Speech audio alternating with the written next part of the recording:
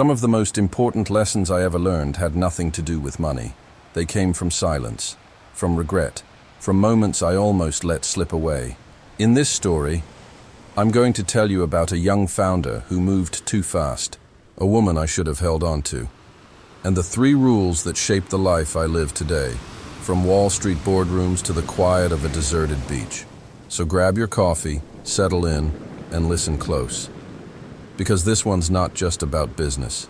It's about timing, truth, and the rare chance to get things right, while you still can. I used to think I understood people. 35 years managing billions made me believe I had a good read on human nature. The markets taught me how fear moves faster than logic, how greed is patient when dressed in a suit, and how most people don't change. They just become more of what they already are. But it wasn't until I stepped away from it all, away from the skyscrapers, the meetings, the numbers, and sat in the silence of this old beach, that I realized I'd missed something vital. I missed the movement. And I don't mean physical movement. I mean momentum, forward motion, in business, in relationships, in leadership. The irony? I didn't fully understand it until the horses. Let me explain. You won't see horses out here on this beach. What you will see, if you come at dawn, is an old man walking barefoot on the shore, holding a cup of black coffee, watching the tide erase his footprints. That's me. And some mornings, when the breeze is just right, I remember a conversation I had with a young man named Connor, a bright kid, smart, eager, just a little too convinced that talent would carry him through chaos. Connor stopped by my place last spring, headed west for a startup position. He'd done well in his internship at a hedge fund and wanted my thoughts before he took on something with more soul. I liked him immediately. He reminded me of myself before the gray hairs and the scars, and what I told him wasn't what he expected. I'm going to give you 3 rules, I said. They have nothing to do with spreadsheets, but if you get them right, you'll win more than you lose. Not just in business, in life. He leaned in. Rule 1. Never stop moving. Not because action is always better than inaction, but because the moment you freeze, entropy starts. Momentum, I've found, doesn't just keep businesses alive, it keeps people sane. When you lead a team, or a horse trail, the key is not to linger. People, and horses, funny enough, get anxious in stillness. They overthink, they look sideways, and then things fall apart. Years ago, I spent a summer on a ranch in Montana. This was long before the money, before the speaking tours, before the markets knew my name. It was supposed to be a reset, a sabbatical before grad school. But it became something more. I was assigned to guide a group of tourists on horseback. Me, the kid from the East Coast, had no idea what I was doing. But the horses, they knew. They moved in single file, nose to tail, like machines programmed by routine. As long as we kept moving, everything was smooth. But the moment someone dropped a hat or a water bottle, or wanted a photo and we stopped, that's when the chaos started. Horses began drifting, one backed into another. A nervous rider pulled too hard on the reins, and boom, panic. And just like that, the peace broke. I learned something fundamental. In groups, uncertainty breeds fear, and fear feeds on stillness. It's the same in meetings, in marriages, in investment strategies. Keep the movement. Even small steps are better than no steps. If you pause, let it be brief, intentional, and with purpose. Then move again. Connor sipped his coffee, thoughtful. So, no resting? I smiled. Rest, absolutely. But resting is different from stalling. Don't confuse the two. Rule 2. Match personalities, not appearances. I told him about the mistake every rookie trail leader makes. They pair people with horses based on size. Big guy, big horse. Small woman, small horse. And that's a mistake. Because horses, like people, don't obey size. They obey energy. You don't put a timid rider on an assertive horse, just like you don't put a risk-averse CFO on a volatile venture. The best match isn't visual, it's behavioral. And I remember this one time, 4 young couples, corporate types from Austin. I asked the group a question before assigning horses. Who's the bossiest among you? Without fail, 3 guys pointed to the same girl. She laughed, rolled her eyes. I gave her the horse we called Bullet. Not dangerous, but independent. The kind that didn't like to follow rules unless it respected the rider. She was perfect for him. The match was flawless. Bullet tested her, but she didn't flinch. Not once. She nudged back, held steady, kept him in line. I've hired analysts like that. People you wouldn't expect to lead. But when you put them in the right environment, they shine. Because leadership isn't about who talks the most. It's about who handles friction without losing forward motion. Connor nodded. So, energy compatibility. Exactly, I said. In business, life, love, you want the right pairing. Not just competence but complement. Rule 3. Give the talk before the excitement. This one confused him at first, so I explained. Every ranch gives a safety briefing before the ride, but most do it wrong. They wait until the guests are on the horses. By then, it's too late. They're distracted. One's petting the horse, one's fussing with the stirrups, one's filming a reel. Their minds are gone. The trick? You give the briefing while they're still on the ground. Same applies to your team, your board, your client. Give the truth before they're swept up in adrenaline. Set expectations when they're still rational. Emotion clouds retention. Logic is a pre-ride conversation. Connor blinked slowly, absorbing it. That's surprisingly deep. It's not deep, I said. It's just honest. The waves were crashing harder now. He had to leave soon. His friend was waiting in the Jeep. But before he left, he asked me the question I'd been hoping he wouldn't ask. Did you ever break those rules? I didn't answer right away. I looked out at the ocean and thought of Emily, the woman I should have married. But that's a story I wasn't ready to tell. Not yet. And that was when the real conversation began. I didn't sleep that night. After Connor left, I sat on the porch with my feet in the sand and let the weight of his questions settle. Did you ever break those rules? Of course I had. More than once. And not just in the markets. The real lessons, the ones worth passing on, aren't the ones you mastered. They're the ones that left scars. Her name was Emily. We met when I was 27. She worked in legal compliance for one of our institutional clients. Brilliant, direct, unshakable in ethics. She once told me, "You treat trust like it's a spreadsheet. I treat it like my grandmother's china." At the time, I laughed. I shouldn't have. We spent 5 years in the same circles, lunches, briefings, quarterly strategy calls. Then came the merger. Our firms would be under the same roof. Suddenly, we weren't colleagues. We were competitors. That's when I broke Rule 2. I assumed her calm meant weakness. Her quiet meant submission.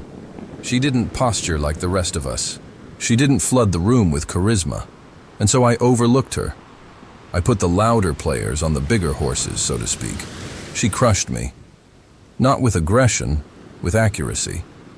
She dissected my growth projections in front of the board, flagged overlooked regulatory risks I hadn't even considered, and earned the trust of people I thought were in my pocket.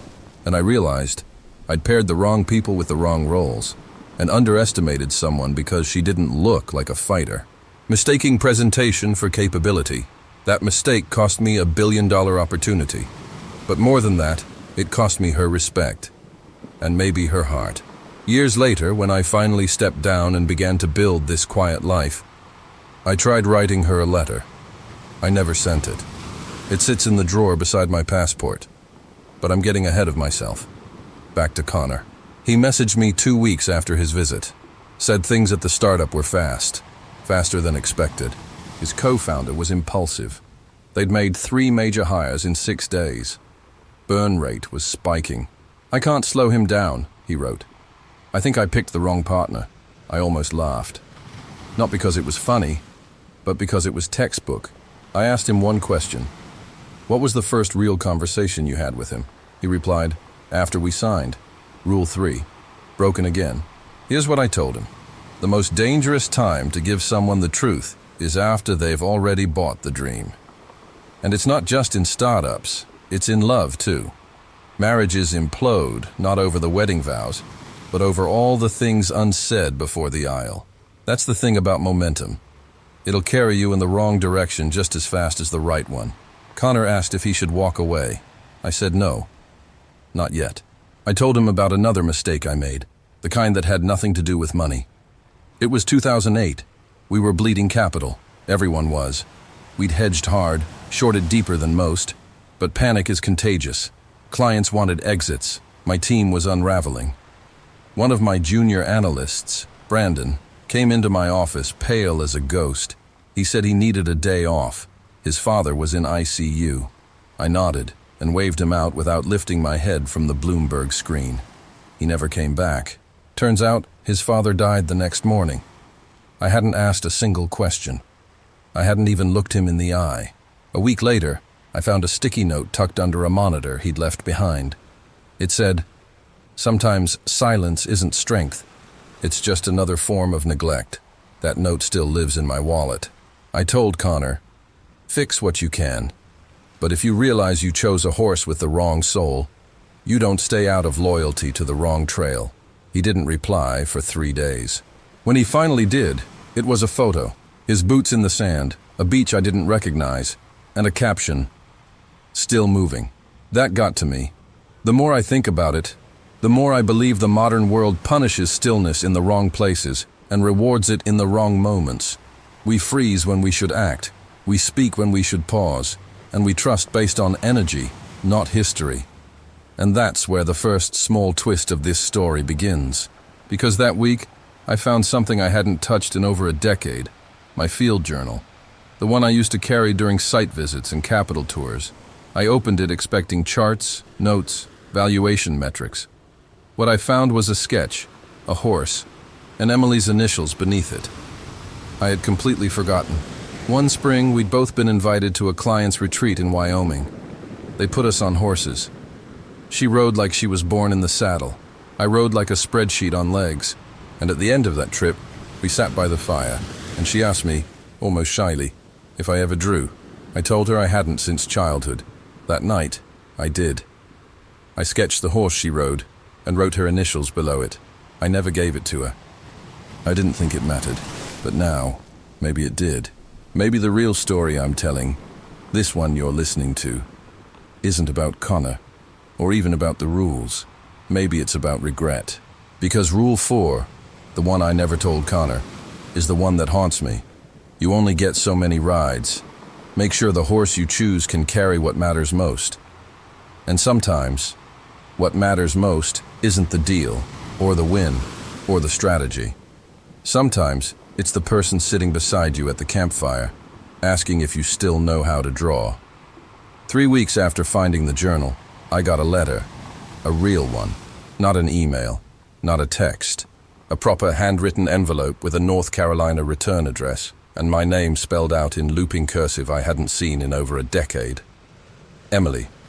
No return phone number, no email, just her address, her name. And inside, 4 lines.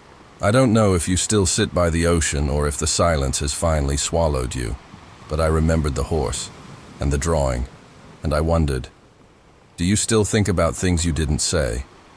No signature. Just the same initials I'd written beneath the sketch all those years ago. That single letter tore open a fault line I didn't know was still beneath me. I spent the next 2 days walking up and down the beach, trying to convince myself it didn't matter. But it did. It mattered like hell, because it wasn't just Emily I hadn't spoken to. It was 100 conversations I never finished, 1,000 moments I'd fast-forwarded in the name of progress, of strategy, of winning. And that's when I realized something else about Connor's story, something that shifted the entire shape of this reflection. He hadn't messaged me again. I assumed he'd moved on, fixed the business, made his peace. But one night, scrolling through a tech finance Substack, I saw his company listed under dissolved. Gone. No press release, no drama, just gone. I emailed him. No reply. Called. Straight to voicemail. Then, 2 days later, I got a voice message at 2:13 a.m. His voice was calm, slower than before, worn in a way I hadn't heard when we sat together on my porch. I didn't just pick the wrong partner. I built something too fast for myself to keep up. We got funding, more than we needed. and we started hiring without a spine. I broke every rule you gave me, all of them, and now I don't even know who I am. But I'm not calling for advice. I just wanted to say, thanks. You're the only one who didn't sell me a fantasy. You told me how messy it would be. He paused. You said something once, that leadership is about matching energy, not volume. I never matched mine. I mimicked others. I think I need to disappear for a while. That voicemail stayed with me. Still does. Because in his voice, I heard something I hadn't heard since my final shareholder meeting. That same quiet, disillusioned echo of ambition run dry. And maybe that's why I couldn't ignore Emily's letter anymore. So I wrote her back. It took me 5 drafts. The first was defensive, the second apologetic, the third poetic, embarrassingly so. The fourth was sterile. The fifth, it was just me, the man I'd become. Not the one she remembered, not the one who'd kept moving, blindly. I told her the truth, that I thought about her more than I admitted, that I kept the sketch, that I understood now, what I hadn't understood then, how the timing of truth is everything, and that if she was ever near this beach again, there was always a chair waiting. No expectations, no pressure, just coffee and maybe a walk along the tide. I mailed it and waited. A week passed, then 2, then 4. Nothing. I tried not to let it consume me. Instead, I started revisiting the notes I'd written for a book I once planned to publish. It was going to be called Markets and Mules, What Wall Street Can Learn from Ranch Hands. I'd shelved it years ago, but now, as I reread the scribbles, I saw something more human in them, less polished, more flawed. And maybe that's what this season of life is really about, letting go of the polish. There's a concept in behavioral economics called loss aversion. We fear losing something more than we desire gaining something else. It's why people hold on to bad stocks longer than they should, why they stay in failing marriages, why they keep chasing old identities that no longer fit. But sometimes the real loss isn't in what we let go. It's in what we never pick up, like a pen or a phone, or the courage to say, I was wrong. So I made a list. 3 columns. People I owed an apology. People I hadn't thanked. People I'd ghosted because I didn't know how to say goodbye. I made a commitment to write to every name on that list before the end of the summer. And then, just as I finished the last letter, I saw her, Emily, walking across the beach, barefoot, holding a mug. Same calm expression, same steady posture. Her hair shorter now. Time had softened the edges of her face. Or maybe my memory had sharpened them too much. Either way, she looked exactly how she should, like someone who'd made peace with her own seasons. She didn't say anything at first, just walked up, smiled, and sat beside me. We stared at the waves for maybe a full minute before she spoke. You still talk too much when you're nervous. I laughed. I couldn't help it. She reached into her bag and pulled out a folded piece of paper. It was the sketch. You drew better than you remember, she said. I never forgot you, I told her. I know, she replied. I never forgot the horse. That's when I realized. This wasn't closure. It was something new, something we hadn't broken yet. Something still in motion, and that's the big twist I didn't see coming. This story, the one I thought was about Connor, or about the past, or even about regret, it was always about return. Not in the investment sense, not ROI, but the return to what's real, to what's human, to what you missed while you were chasing the things you thought mattered more. And it's funny. I thought I'd write a book called Markets and Mules. Now, I'm thinking of calling it 3 Rules from the Beach, because in the end, those 3 lessons, movement, match, and moment, they don't just guide investments, they guide people home. We never really talked about the past, not in the way you'd expect. Emily and I sat by the fire most nights after she returned, 2 chairs angled toward the ocean, a single lantern between us. We didn't go back to the boardrooms or the botched deals. We didn't pick apart the merger, or the night we said too little and let too much pass between us. Instead, we told stories about horses neither of us owned anymore, about friends who had drifted, about recipes we'd ruined and music we couldn't forget. And slowly, without permission or announcement, we began building something again. Not a romance necessarily, at least not at first. It was something quieter, gentler, like two veterans of the same battle sitting beneath a flag neither one flies anymore. One night, she asked me if I ever regretted not leaving the market earlier. I didn't answer right away. Because the truth is, I did, but not for the reasons she might have thought. It wasn't the exhaustion, or the stress, or even the moral compromises. It was the disconnection. The way I'd learned to trade presence for performance, insight for instinct, human warmth for quarterly returns. I don't regret staying, I finally told her. I regret not knowing when it was time to go.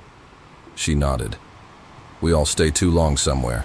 That night, after she went inside, I wrote something in my old field journal. Timing isn't about the market. It's about knowing when something has given you everything it was meant to give, and when it's time to return the favor by walking away. A week later, I heard from Connor again. This time, it was a letter. Typed, double-spaced, organized like a quarterly memo. Old habits. I've started working at a nonprofit accelerator in Colorado, he wrote. It's not flashy. We help fund micro-ventures in low-income communities. It's small. It's slow. But every day I see someone build something that actually helps somebody else. And that makes more sense to me now than anything I tried to do last year. He closed the letter with a quote, one I had given him, but forgotten I ever said. Sometimes the horse just wants to walk. And sometimes, that's exactly what you need too. That one hit me hard. It reminded me of the last major acquisition I walked away from, one that every advisor begged me to take. The numbers were flawless. The deal was clean, but something inside me whispered, "This one's not yours." And I listened. They called me crazy. That same firm collapsed 2 years later under regulatory pressure and a PR scandal so thick, even the best lawyers couldn't contain it. Instinct. It doesn't live in the spreadsheets. It lives in the space between decisions. And that's what Emily reminded me of the most, the value of silence between strategies. So, I started recording these stories, not just for YouTube, not for content, for the record, for the people who'll never meet me, for the ones trying to build a life in a world that trades authenticity for optics. And now, as I sit here, coffee in hand, fire crackling, Emily humming some old James Taylor song inside the house, I want to leave you with one final truth. Leadership has nothing to do with power, and everything to do with timing. It's not about being first, or loudest, or richest. It's about knowing when to move, when to match, when to speak, and when to let the tide wash the old footprints away. We talk a lot about returns, in business, in finance, in life. But the most valuable returns are never the ones you calculate. They're the ones that return to you when you least expect them. A sketch, a letter, a second chance. And so, if you've made it this far in the story, maybe it's time you ask yourself, what horse are you riding right now? And is it still taking you where you want to go? Because you only get so many rides. Choose well. Thanks for sitting with me a while. Time's the most valuable thing we've got, and the fact that you spent some of yours here means more than I can say. If this story stirred something in you, good. That means you're paying attention to what matters. Take care of your time. Take care of your people. And don't forget, you only get so many rides. See you next time.